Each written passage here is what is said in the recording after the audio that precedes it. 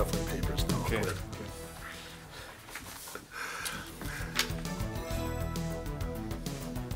Good evening and welcome to this evening's Candidate Forum sponsored by the North Metro Mayors Association.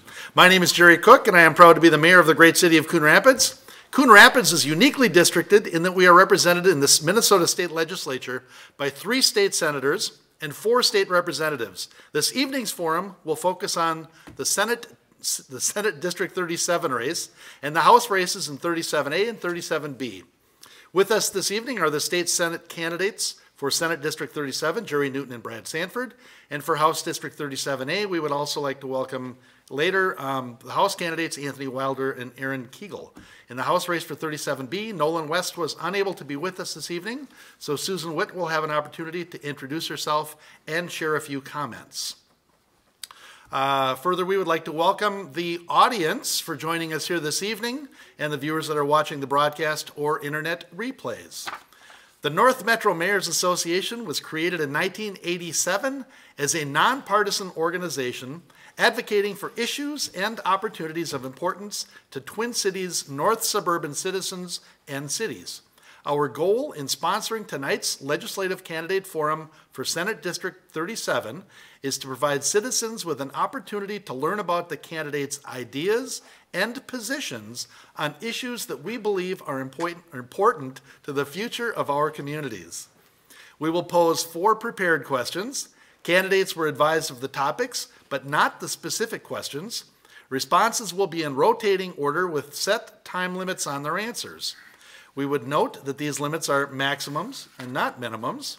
Due to time constraints tonight, we regret that we cannot cover all issues of interest as we will focus on city and state governance questions. We expect that there will be other forums where other issues will be addressed. We will also solicit questions from the audience. We will use as many of those questions as time permits. Please write your questions on the note cards available and give them to one of the North Metro Mayors Association staff who will forward them to me. Questions will be addressed to each candidate, so please refrain from asking for a response from specific candidates. Also, while forming your question, please keep in mind our focus this evening is on city and state governance. And with that, I am pleased to introduce the candidates that are available to be with us tonight for Senate District 37, Jerry Newton and his challenger, Brad Sanford. And at this time, we will have the opening statements from each Senate candidate, 2 minutes maximum, and we'll start with Jerry Newton. Good evening. I'm Representative Jerry Newton. I currently represent Coon Rapids, Blaine, and Spring Lake Park in the Minnesota State Legislature. This year I'm running for the State Senate in District 37 due to the fact that Senator Alice Johnson has decided to step aside and not run for office. Our family's been a part of this area since 1963 when we opened a Blaine dairy store. And I actually took over the business in 1979 when I retired from the Army. And while I was at the store, my neighbors and customers encouraged me to get active in local politics and to run for city council, which I did. I ran for the Coon Rapids City Council and served on the council for 6 years, sitting where Brad is now sitting. Following that, I ran for I had children in school and ran for the school board, Noka-Hennepin School Board. And I served on the school board for 8 years, pushing programs such as the STEM program at Blaine High School, the International Baccalaureate program at Champlain Park, and have been a part of the community and active in our area for a long time. While on the City Council in Coon Rapids, I was responsible for securing funding for the bridge over Highway 10 that leads to Riverdale. If any of you remember, the old bridge was really in bad shape, and in order for the Riverdale project to go forward, we needed funding for the bridge, and I was able to secure that. I also established a national standard for quiet zones for rail traffic safety at rail crossings while I was on the City Council. I'm seeking the vote of the constituents in Blaine, Coon Rapids, and Spring Lake Park, and look for their support. Thank you. Thank you, Mr. Newton. Next opening statement will be from Brad Sanford. Thank you for allowing me to introduce myself today. I am a father, volunteer, and community leader. I graduated from Blaine High School, so I'm a local product here. I coached youth athletics and enjoyed teaching kids the little things that can make them successful on the field and in life. I managed a bank where several employees were promoted and thrived underneath my leadership. I'm a board member for a local animal rescue and youth athletic association. I am a business owner now in my communities providing insurance services. Each year we receive promises from politicians that they are set to make big changes. Yet after their term, the evaluation shows nothing accomplished. We need lawmakers to look for solutions from the perspective of a parent, a student, a school teacher, an industry leader, a patient, and a healthcare provider. Education is paramount to our future. Each generation depends on the next one to provide solutions of the day. A world-class education is the expectations of everyone. Teachers enter their field for the noblest of intentions, only to be handcuffed with limitations. Roads and bridges are a necessity that has been used as a political pawn for far too long. Our state needs dedicated funding to maintain and improve our aging infrastructure. Our businesses are being heavily taxed, some out of existence. We can provide a world-class education to our children only to see limited job opportunities available when they graduate. Minnesotans have felt the effects of bad legislation in the form of MNsure. We were told that buying through the exchange would lower our costs. We need to provide an alternative to the exponential growth of premiums that we have experienced and expect double-digit growth of premiums again this year. Status quo has serious consequences to the people of our state. If elected, I will bring my business acumen and community leader qualities to the Capitol and make some real changes. Thank you. At this time, we will go to our prepared questions. This will be done in a rotating order with a rebuttal opportunity. There is a 2-minute time limit for the answer with a rebuttal opportunity with a 45-second time limit. So since Mr. Newton started us out, then our first question will start with Brad Sanford. And the question is, what are the top 3 issues you hear while campaigning? And if elected, what will you do to ensure what the 2017, And if elected, what will you do to ensure that the 2017 Senate and House members work in a collaborative way with the governor and the community to address those issues? So what are your top 3 issues while campaigning? Well, I was always told door knocking is a must to get out and talk to people, and they are absolutely correct. It is absolutely a must. And the things that I'm hearing are MNsure and their premiums just exponentially going up. Talking to some business owners, they are saying that they are making the hard choice of whether or not they will keep employees and keep the benefits or close it all down and send them to the exchange. Those are some very hard things to hear when you're door knocking, because we're all human and we want to take care of everybody, right? So to be able to get the other side to work together with our side and come up with a real solution, I think is paramount. And I don't believe that it is getting rid of MNsure necessarily. It might be just correcting some things and doing that. Taxes would be the second one that I heard. The legislature that we had previously passed $2 billion taxes, and people are feeling that now. They really are tired of taxes being raised on them. It seems like the middleman is just being taken advantage of. He's paying his taxes. He or she is paying their taxes. Going to work, doing their thing, and they're not getting any breaks at all. We're taxing them and building this on their backs, and so that's one of those big things that I hear at the door. And then partisanship. I can't tell you how many times I knock on a door and somebody says to me, "You know what? I'm tired. I'm just tired of you guys all. You just cannot get along. You need to start working together." And so those are some of the things that I would work on to make sure that we can come together and get the answers of the day for our state. Thank you. Jerry Newton, you have a 45-second time to rebut. Well, I would say on one of the issues on taxes that actually we didn't have a tax bill last session. the Republican caucus couldn't get their act together, and we ended up not having a tax bill. And in the previous session, when the Democrats had control of the legislature, we actually cut taxes for all but the top 2% of wage earners. So to say that we increase taxes for middle-income people is just simply not the case. And I'll address the other things later. All right. Our second question, and we'll start with Jerry Newton this time. If elected, which committees would you like to serve on and why? Mayor Cook, did you want us to each address the same question first? Is that the intent? I'm sorry. Why don't we do that? That's a really good idea. Oh, okay. Gavel myself here. All right. Jerry Newton, what are the top 3 issues you hear while campaigning? And if elected, what will you do to ensure that the 2017 Senate and House members work in a collaborative way with the governor and the community to address those issues? The first thing I hear at the door is, out of 300 million people, how did we end up with these 2 candidates for president? Following that, actually, we don't get a lot of questions at the door.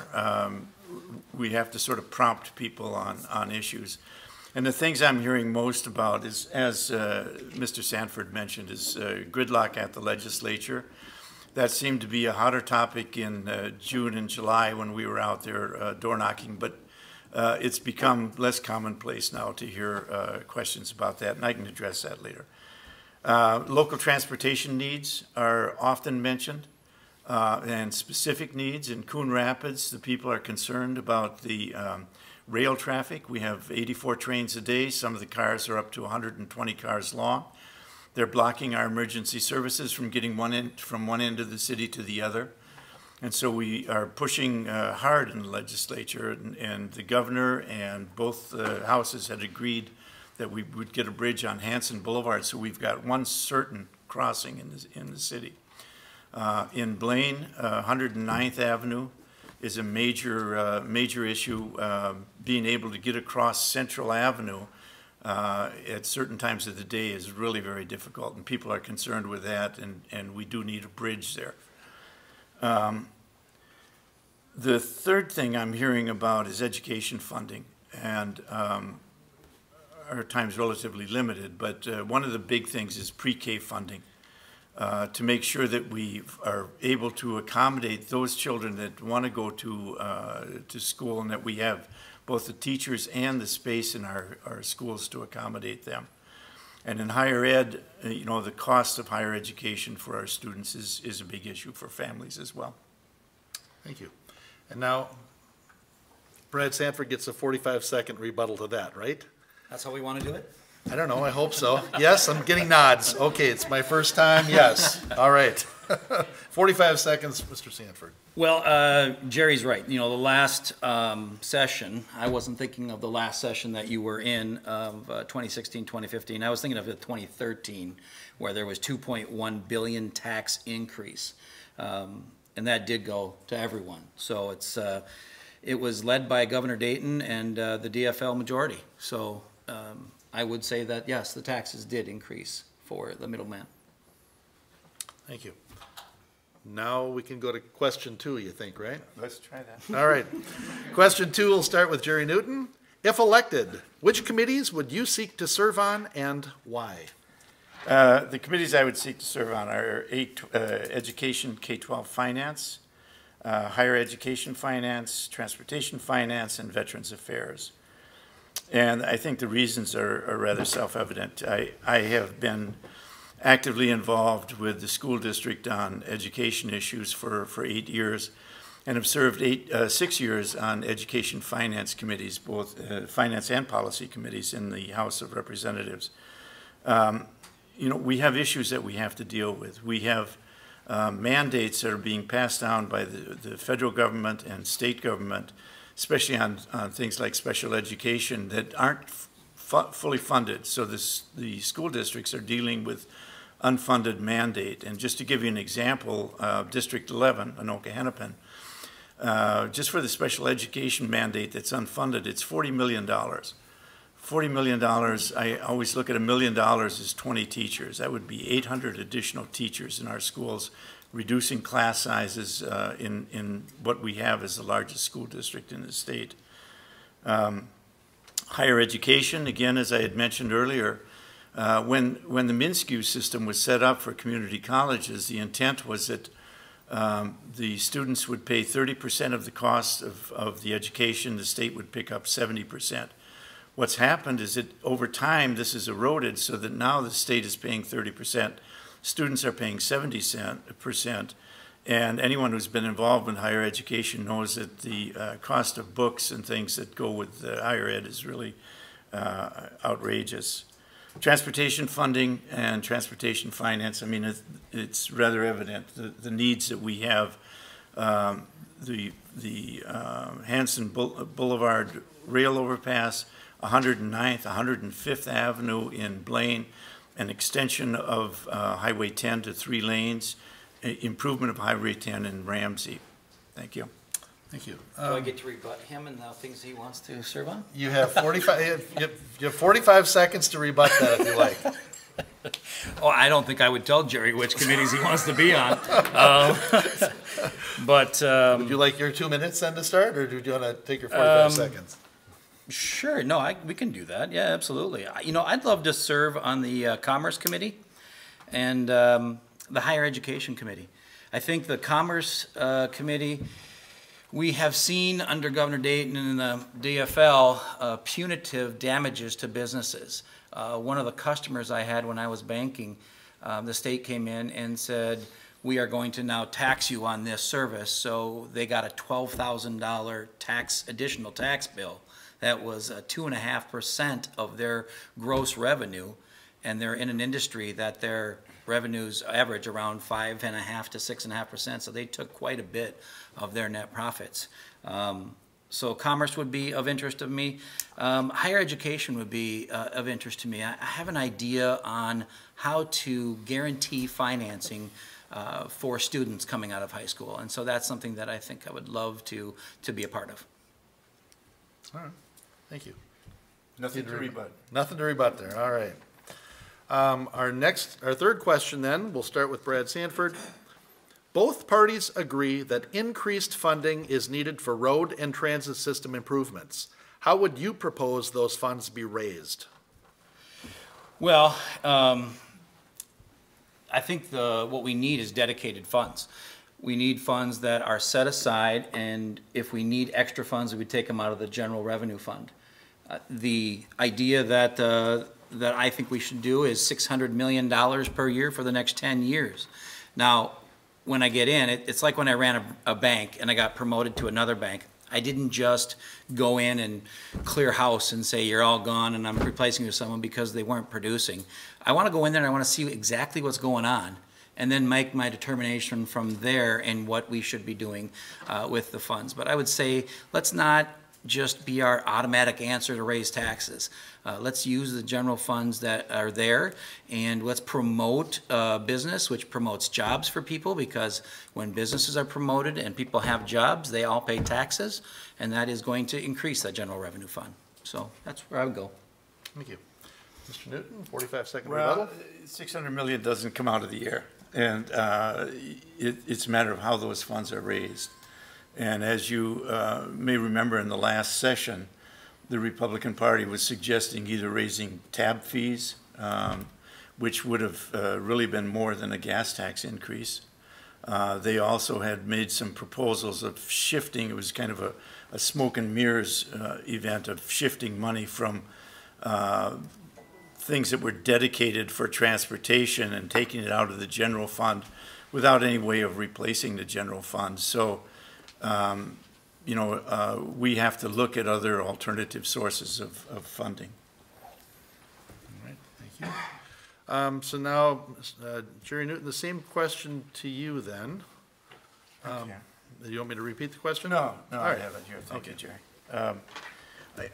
One of the things I'd like to suggest is something that I haven't heard before, and that would be changing the existing tax system so we're not taxing gasoline and other things, tabs and so forth, on vehicles, but move to a new form of tax where you're taxing people based on the weight of their vehicle and the number of miles they drive, because it's the weight of the vehicle and the number of miles driven that actually affect the roads and when the roads have to be repaired. And this might take a little while to put something like that in place. You'd have to be able to control speedometers and be odometers rather, and be able to tell how far vehicles are driving.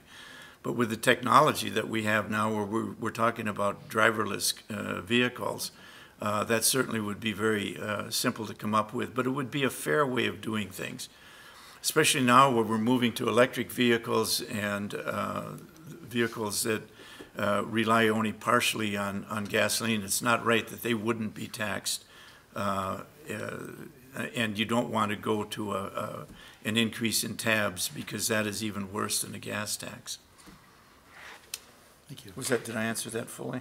Yeah. Okay. Okay.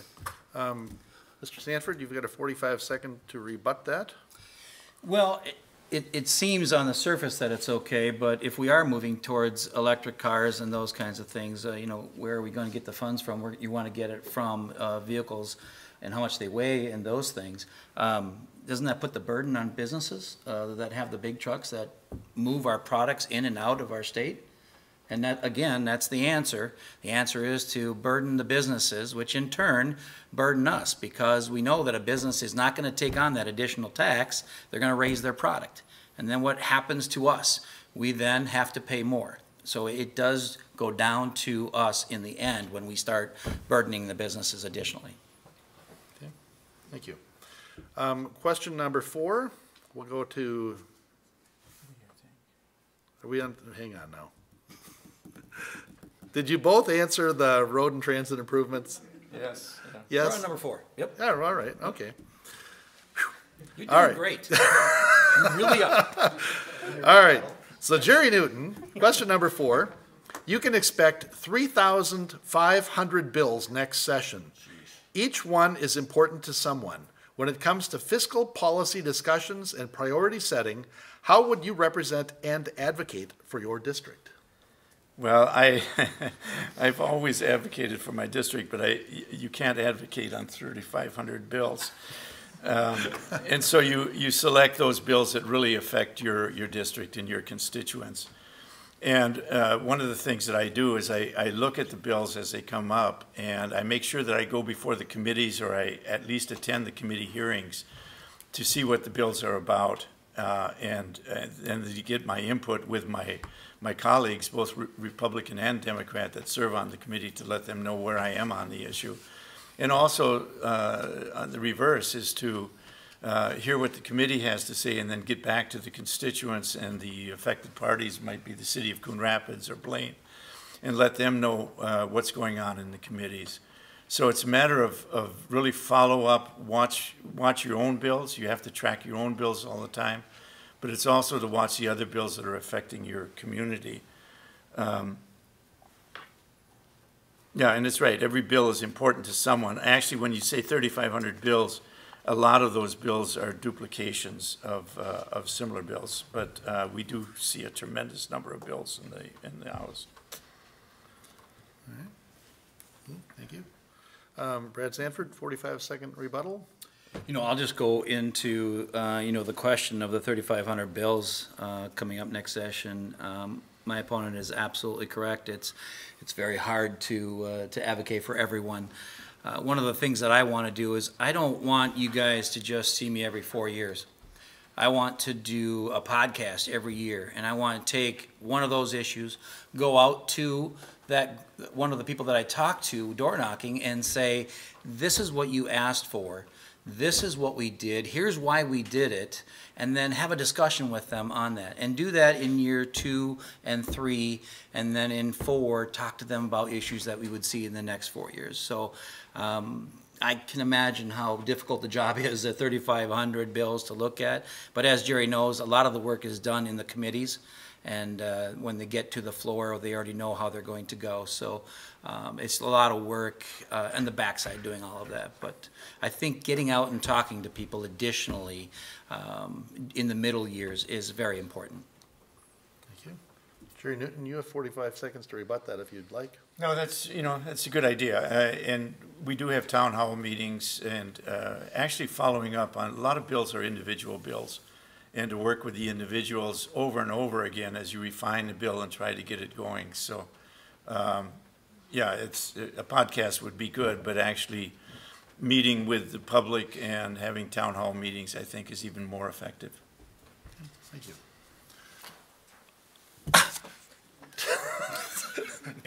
My arm could have been about 4 inches longer, I guess. You didn't want to be in camera. All right, so we've got an audience question here, and we are going to be starting then with Jerry Newton. What will you do to help? Is that right? Yeah, it's Jerry, Brad. Let's see now. This is question 5, so it would start with me. Yes, it would. I wrote it down backwards. I was trying to be organized. All right, Brad Sanford. What will you do to help reform the Metropolitan Council? Well, the Met Council has really gotten out of hand. It has taken its power and gone beyond what it was meant to be in the 60s. It was meant to make sure that all the cities merge together and they do it uniformly, so we don't have 9 million people in Minneapolis and 2 million in St. Paul, or 9 million in St. Paul and 2 million in Minneapolis. And I think the far-reaching arm of Metropolitan has become punitive at this point. And I think what we need to do is we need to take a good look at what they're doing and define what their role should be so that they know exactly what they should be doing.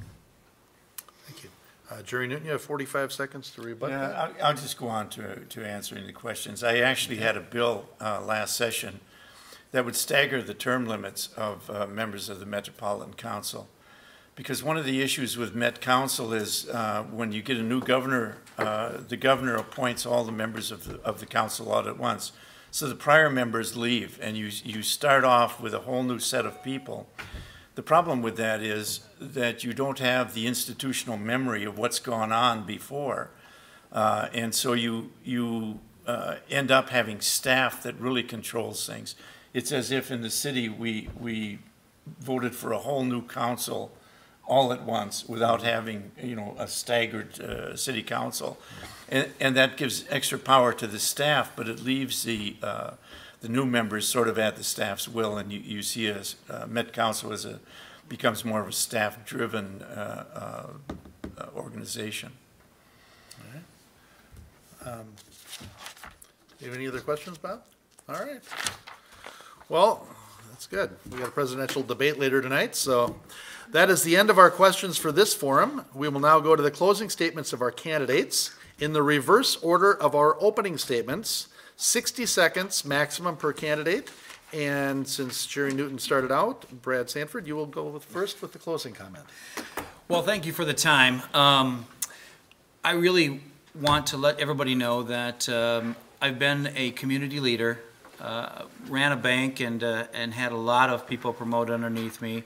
If elected, what I would do is I would take that acumen to the Capitol, work on both sides of the aisle, and make sure that things are getting done. Having been a business banker, giving loans to businesses, I've done loans up to $20 million, so you work with all kinds of people and all kinds of personalities when you're there. And so having been successful at that, I know that I can reach across the aisle and work with anyone and make sure that we get the business of the state done.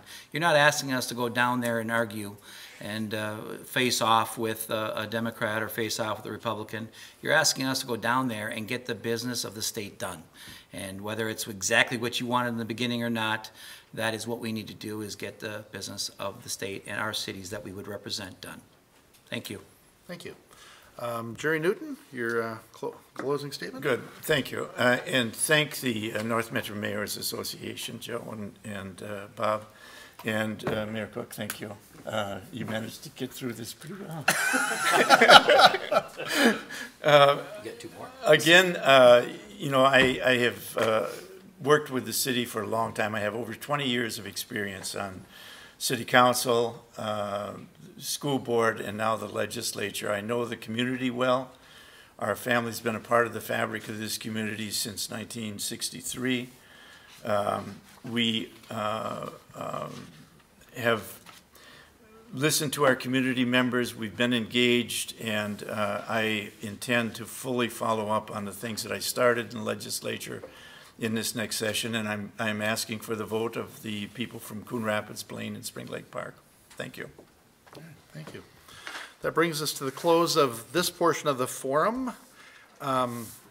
We would like to thank the candidates, the audience, the CTN, Coon Rapids Television Community Network, and the City of Coon Rapids for hosting. Please remember to vote in the upcoming election. We will have a short break before continuing with the House District 37A Forum.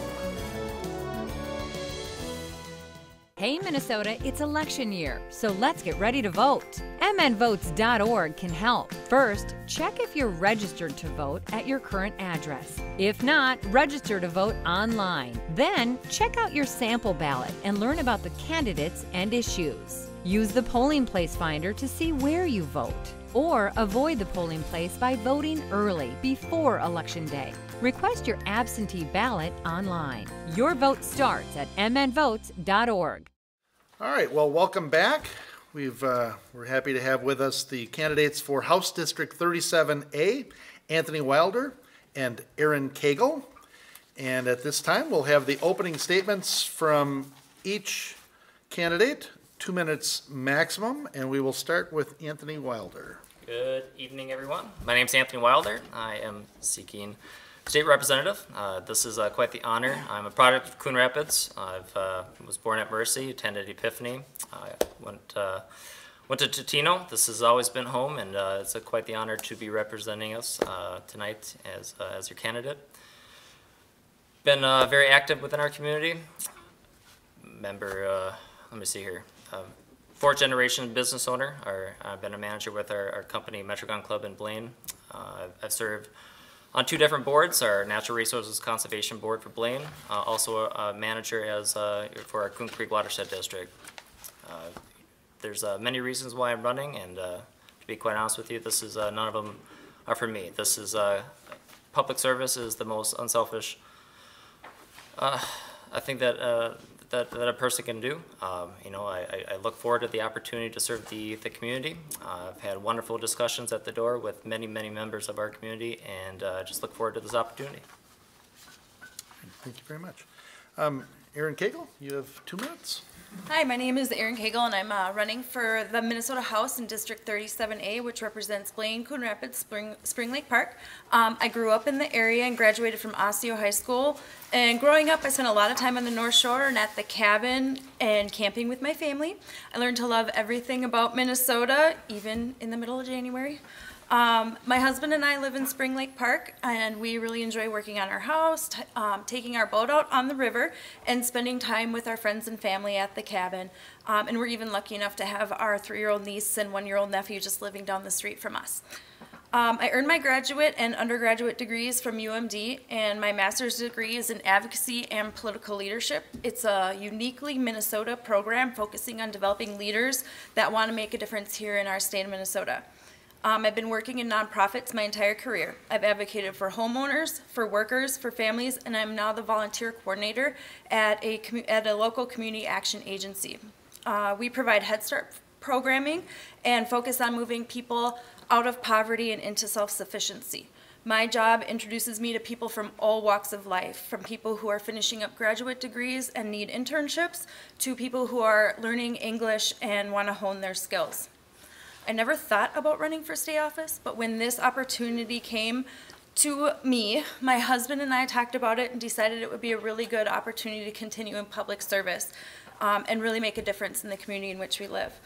I'm still working full-time, and so for running for office, I understand the issues facing working families, and I feel extremely lucky to have been born and grown up in Minnesota, and I really just hope to, get that opportunity out to all, or have the opportunity that I've had, other people can have that in our community as well. So making sure that they have the chance to make amazing memories with their families and grow to love this state as much as our family does. All right. Thank you, Aaron. Thank you, Anthony. At this time, we will go to our prepared questions. This will be done in a rotating order with a rebuttal opportunity. There is a 2-minute time limit for each answer, with a rebuttal opportunity with a 45-second time limit. And we will start with Aaron Cagle. And the first question, what are the top 3 issues you hear while campaigning? And if elected, what will you do to ensure that the 2017 Senate and House members work in a collaborative way with the governor and the community to address those issues?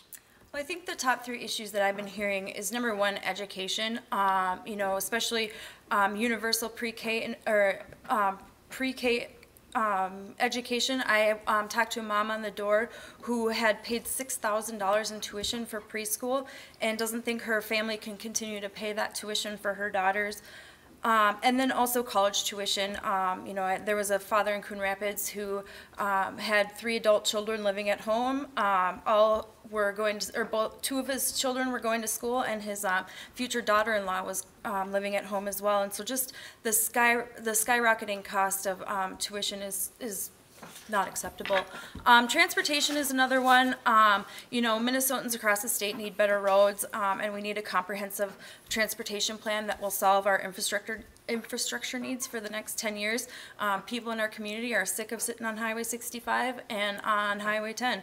And then the third one is an economy that works for everyone. I think, making sure that we have good schools, good roads, really ensures that, that businesses can function here in our community. We need a workforce that's educated and has the skills, and we need a community that goods and services are able to move around easily and are accessible. So those are the 3 issues that I've been hearing a lot on the doors.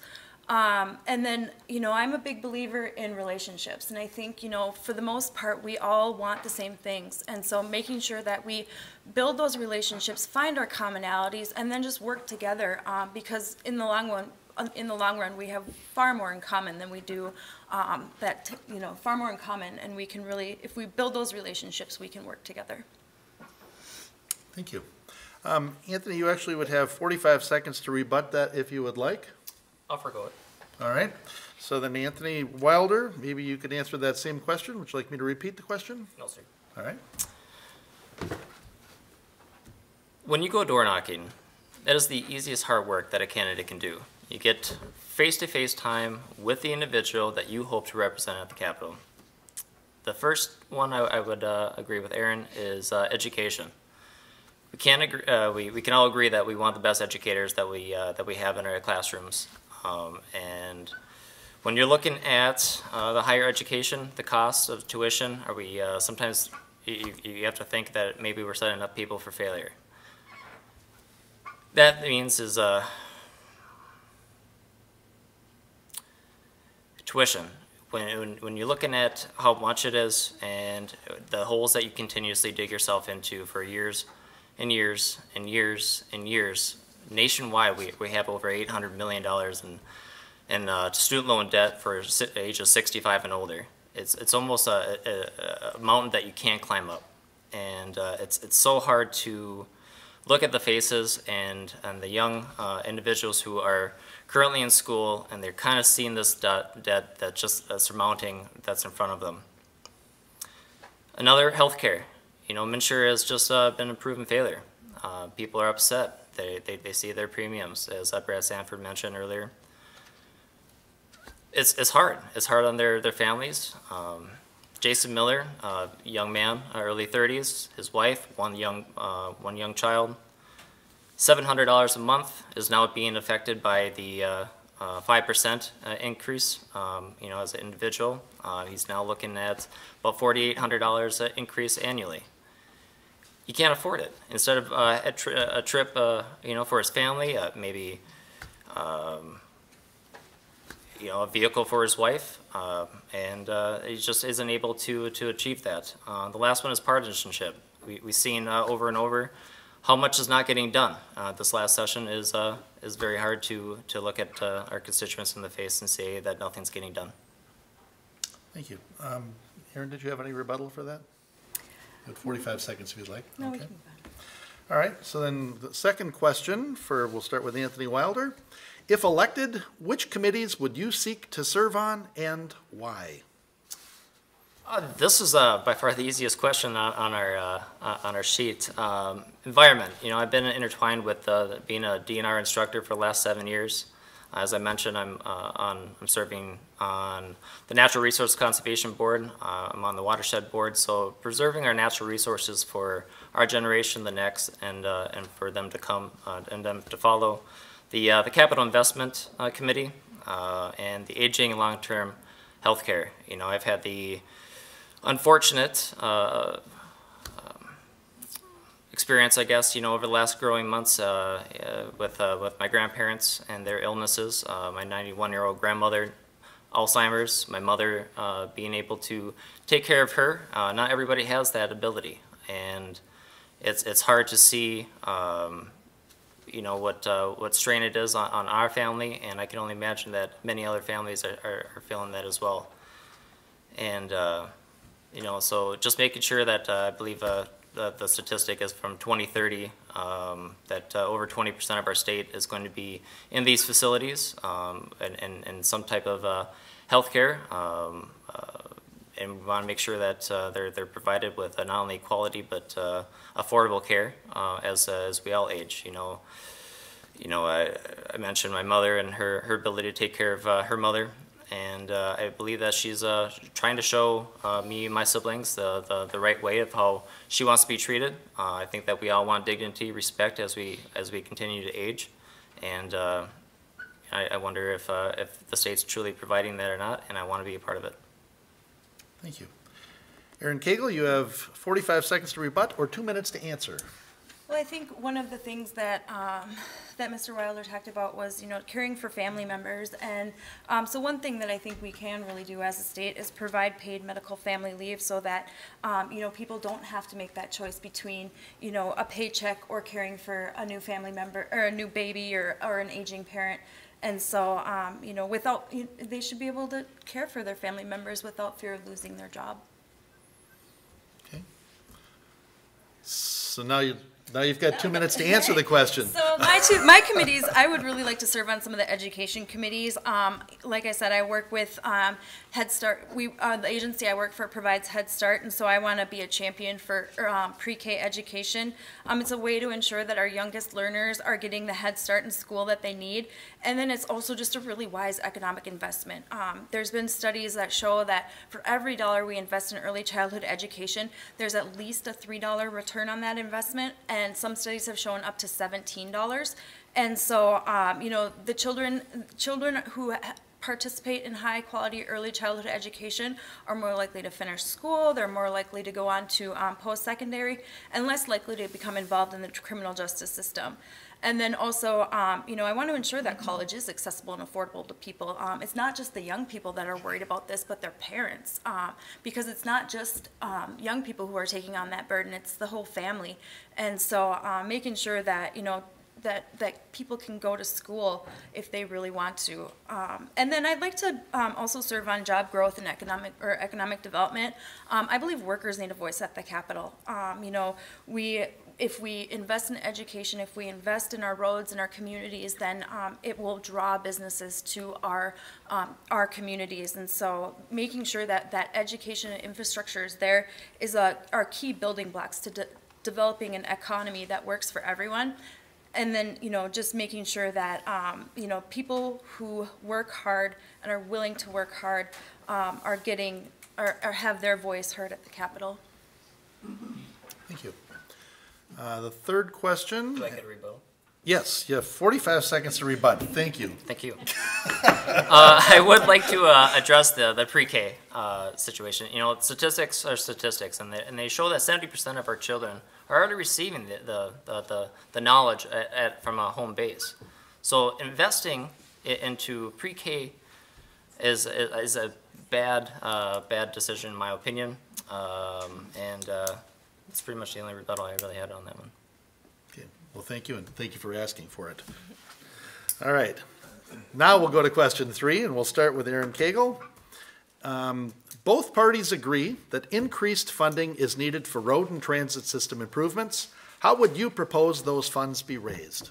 Well, I think the thing, you know, like you said, both parties agree that there is that increase in funding is needed. There's a $600 million per year funding gap that we need to solve in order to fix our roads and bridges in our community. And everyone agrees that we need that revenue. And so I think the one thing that I would definitely listen to the people of the district. From what I've been hearing and some of the research I've done, a modest gas tax seems to be the proposal that would generate the most amount of revenue with the least amount of burden on the average Minnesota family. But then I think we also need to look at innovative new solutions. You know, our communities are changing, our technology is changing, and so, you know, we need to look at innovative new solutions and also expand on the addition or on the proven solutions. Thank you. Anthony, you have 45 seconds to rebut that. The other thing that I would like to rebut is the gas tax. It's not an option just because vehicles are changing. They're turning electric. Vehicles are getting lighter. We need to pay our attention to different means to fund our transit systems. So. All right. And then you have 2 minutes to answer that same question. Would you like me to repeat it? No, sir. All right. For the record, I would have voted for the bonding bill that was passed by the House in regards to the $600 million dollar. But you know, when we're trying to exceed the expectations and you're trying to find more money, I don't believe that gas tax is the one, is our avenue. Perhaps our general fund. You know, I'm not going to sit up here and tell you that I have all the answers, but at the same time, I know that there's different means. You know, as technology increases, you know, I know that there's a different way for that. But I believe through our bonding bill and perhaps our general fund that there's ways to truly fund the transportation, as Jerry Newton alluded to earlier, the bridges that were held up over Hanson for, let's take our Coon Rapids Fire Department. And you know, and our other emergency vehicles that need to respond quickly. And if there's you know, they do need to get to their locations in a timely fashion. And I just want to make sure that that they're receiving that assistance from us from the state. Thank you. Erin, you have 45 seconds to rebut that. Well, I think pulling from the general fund is not a good idea because that general fund money is used for other things. And so when you take away from the general fund, you're taking away from education and other programs that need that money. And so I don't think that we should be using shifts and gimmicks to fund our roads. All right, thank you. Question number 4. We'll start with Anthony Wilder.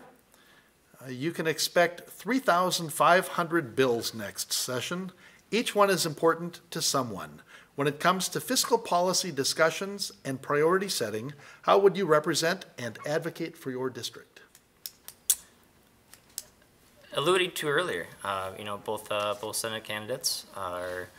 It's hard when you have 3,500. It's not realistic that each one of those bills is going to affect everyone in your district the same. I know that. Yeah, city officials, mayors, business owners, when they approach you, when a bill is being presented and they have questions and concerns, or if they wanted attention brought to the particular bills, you need to talk with them. You know, either in their office, at their office. You need to keep an open line of communication. You need to create bills your own to create just good communication and forward thinking. And that's all I got. Thank you. Do you have 45 seconds to rebut? I'll just move into the question, yeah. Okay, so then you have 2 minutes to answer. Well, I think I would, you know, advocate an open door policy. I definitely want to be a representative for the people of my district and listen to constituents and make sure that I am a reflection of the district. And so that, you know, that will always be something that I will have as an open door policy for my constituents. I've already heard some great solutions to problems on the door, and I'm just utterly impressed with the people that I've been talking to.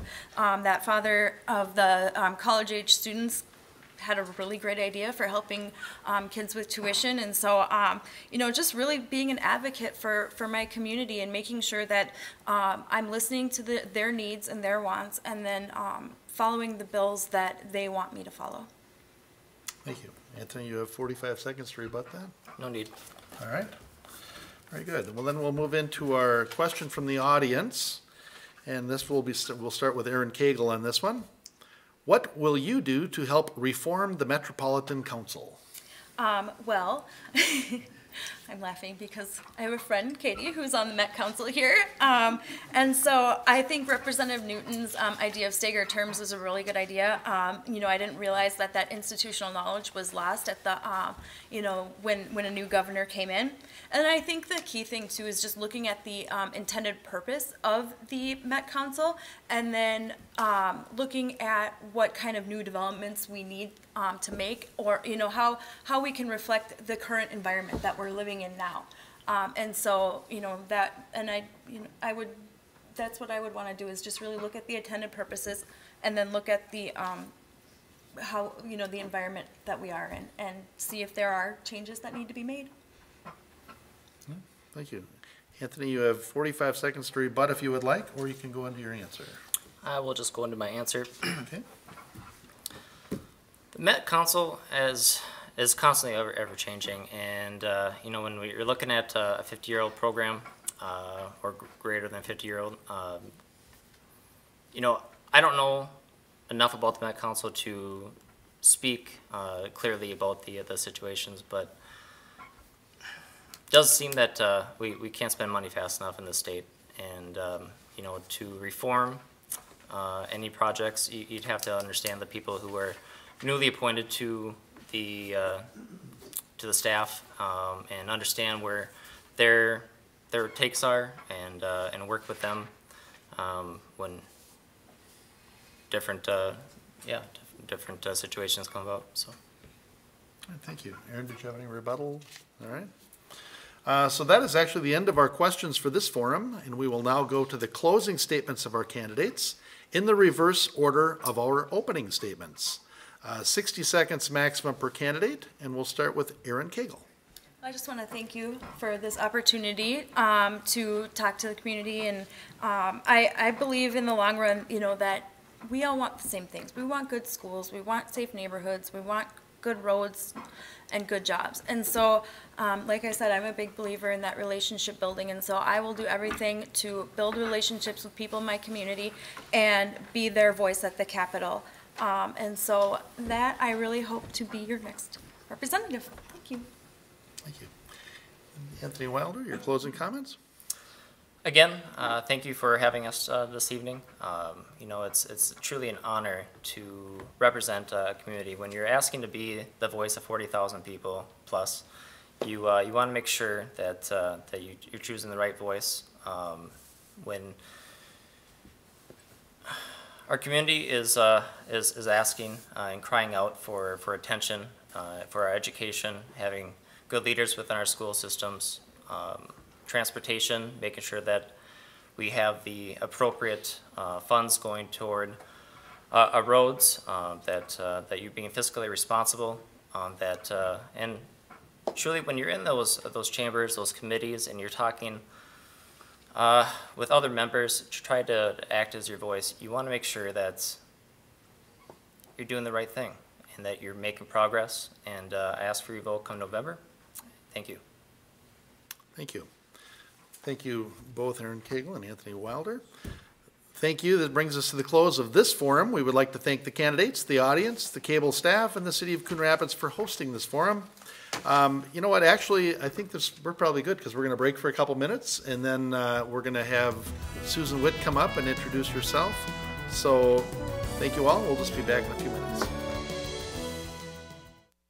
Hey Minnesota, it's election year, so let's get ready to vote. MNVotes.org can help. First, check if you're registered to vote at your current address. If not, register to vote online. Then, check out your sample ballot and learn about the candidates and issues. Use the polling place finder to see where you vote.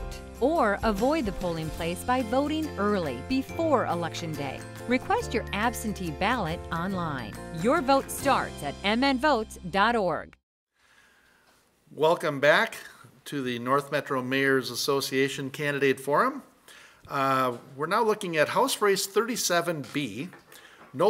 Candidate Nolan West was unable to be with us this evening, so Susan Witt will have an opportunity of up to 5 minutes to introduce herself and share a few comments. So I'm just going to turn it over to you, Susan. Okay, thank you, Jerry. And also thank you to the North Metro Mayors Association for this opportunity to be able to introduce myself and express some of my opinions. I am Susan Witt, and I'm running for 37B, which is most of the city of Blaine. My family and I have lived here in this district for 35 years. I am a retired teacher. I taught for 27 years in the Spring Lake Park School District, and my husband Jeff is also a teacher that retired from Spring Lake Park High School and also taught there for 27 years. We have raised 3 children who graduated from the Spring Lake Park School District. Our 2 sons are married, and we have 1 grandson who is about almost 8 months old, and our daughter is a major in the Minnesota National Guard, and that's also her full-time job. I have held numerous leadership positions in my own teachers union, both at the state and the local level, and I have also held many leadership positions in my church. I'm still very active at my church and in the community with some programs such as Meals on Wheels, Habitat for Humanity. I am currently serving as the volunteer coordinator for Family Promise in Anoka County at our church. I have been involved in public service my whole life, both as a teacher and a volunteer. I am running for this position to put the needs of families, students, and seniors first down at the state capitol. We need to put people ahead of politics. We need to also work together, as has been mentioned several times. That gridlock has come up many times at the door. People are concerned about that. We need to work together to get things done. There were 3 topics that were mentioned as possible points of discussion for this evening, and one of them was transportation funding. We definitely need to increase our funding. There's not enough revenue to support the current and maintain the current system. We need a comprehensive plan that's going to continue to help the needs of our growing communities. We need to keep all funding options on the table, I feel. There's no one solution to this problem. We need to also work together to come up with a sustainable revenue plan. The last time that a transportation bill was passed, both the Republicans and the Democrats worked together and were able to get a plan completed. The workforce was listed as another possible topic for this evening, although it didn't come up in the other the questions that were asked. It really kind of spilled over into the education area, because the job skills gap will only continue to grow if we don't address this and put it as a priority at the legislature. We need to invest in education, particularly 2-year technical colleges. Intergovernmental relations was the 3rd topic mentioned as a possible source of discussion for this evening. Again, getting back to that topic of we must work together. We need to collaborate with all groups involved, at all levels. Collaboration is needed to advance these objectives, and then we need to continue, of course, to be fiscally responsible as we do that. The needs of the community should remain the top priority as we work together.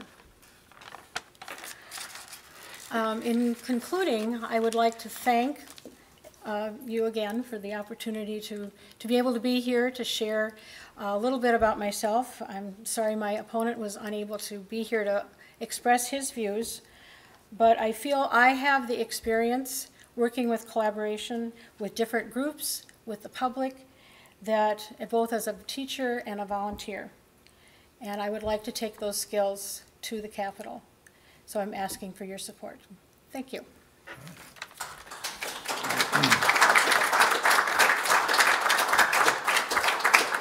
Thank you. I wanted to ask for a volunteer to do the 45-second rebuttal, but no, we won't. This actually concludes our forum for this evening. And on behalf of the North Metro Mayors Association, I would like to thank the candidates and the audience for attending this evening's forum. CTN, the Coon Rapids Community Television Network, and their staff for recording and broadcasting tonight's forum, and to the City of Coon Rapids for hosting.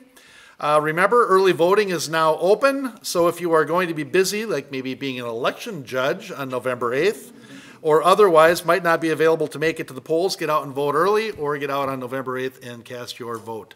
And for all of us, I'd just like to wish you good night. Thank you.